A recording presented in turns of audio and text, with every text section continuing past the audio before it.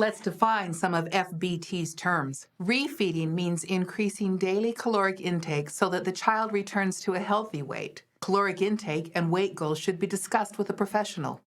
Normally, calories are increased every other day to a point where there will be a consistent weight gain.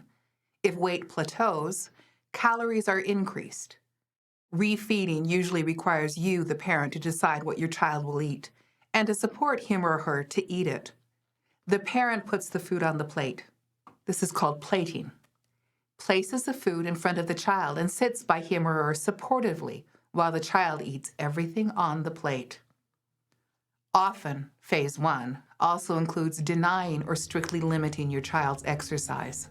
We had to tell her, you cannot dance. We took it away for 6 months and said, you cannot dance until you reach your goal weight. When she exercised, she felt better and she was happier. So you're feeling like you really are taking the one part of her life that is happy and makes her feel better. And it's like, how can I possibly take this away from her? Yeah. Yet in hindsight, she and every other recovered anorexic I've talked with all have said that exercise was absolutely part of their eating disorder. Until they gave that up, they couldn't get over their eating disorder. Refeeding is like having to live a life you have been taught against and having to force a child to do what is incredibly hard and take away from the child what the child loves. So you're constantly just feeling like you're the bad guy. But you realize this is what my child needs. Many parents wonder why refeed instead of just insist that their child eat enough food on their own. The answer is threefold. First, refeeding is compassionate. Second, refeeding is usually necessary. And third, refeeding is efficient.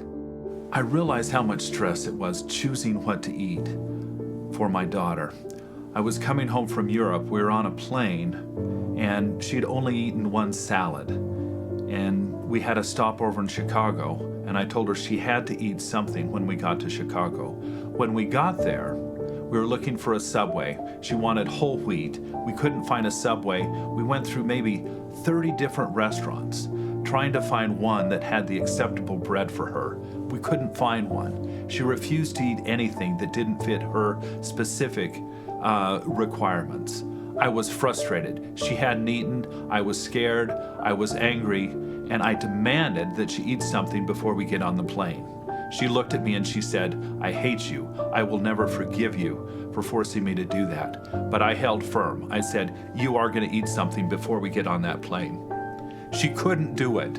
Finally, she turned to me and she said, Dad, you pick something and I will eat it. Every aspect of eating, including what to eat, is intensely stressful for an anorexic. Having parents choose and plate food independent of their anorexic child input can actually take away the stress from the child.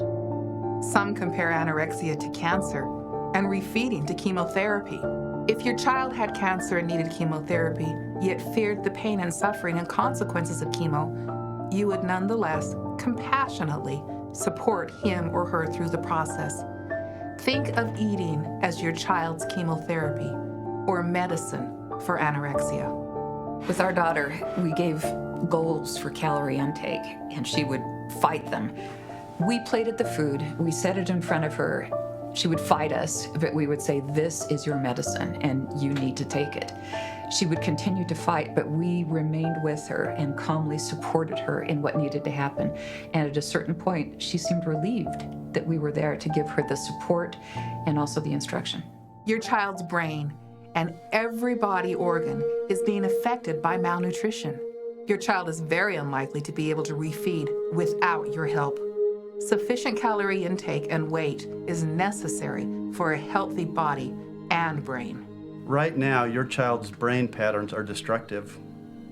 They've gone down the same restrictive neural pathway so many times that restriction has become the default. Something like, when stressed, restrict what I eat. Eating is stressful, restrict even more. Your refeeding helps your child override the destructive anorexic neural pathways that have been built up over time. It's the idea that you want to pull that brain out of the, sort of the wrong marinade to bring it back on track into a more, normal developmental circumstance. Because of his or her restriction, your child's metabolism has slowed down.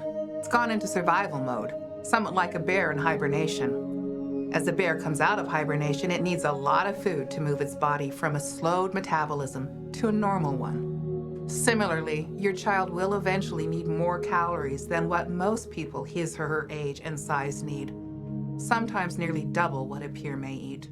Because of Ed's dictatorial power over your child, your choosing foods and calorie intake will help your child recover much more efficiently and quickly. Although most parents choose to plate their children, parents working with professionals may individually tailor refeeding to their child's needs and family circumstances. Refeeding and not allowing your child to exercise can seem brutal. It may seem to all of you that you are taking over your child's life. Remember, your child is ill, and the illness has made it that he or she cannot choose wisely about what to eat and how much to exercise. It may seem strange that a child will explode over a mouthful of food that she has to finish. You have to be the referee. When the referee at a game sees all of the fans exploding and yelling and doing whatever they want to do that can be very disruptive, that referee knows the rules and has to maintain his calm, has to make sure that the game continues according to the rules. That's who you are. Anorexia and chaos reinforce each other. Ed creates chaos and thrives in overreactions and heightened emotions. Ed threatens and blames, isolates, and induces fear. Ed has the advantage in emotionally chaotic situations because parents become emotionally charged themselves, naturally, limiting their ability to focus, plan, strategize, think logically, and stick to the rules. When you start refeeding, realize that Ed will fight you tooth and nail. Stay calm. Stick to the rules. There are 3 powerful techniques to help you avoid an emotional hijack. They are: first, label your own emotions as they arise. The simple act of labeling your emotion helps you remain more rational. When your emotions start to escalate, consciously breathe deeply and focus on your breath. Deep, focused breathing diffuses cortisol. Third, think of your child as separate from their anorexia.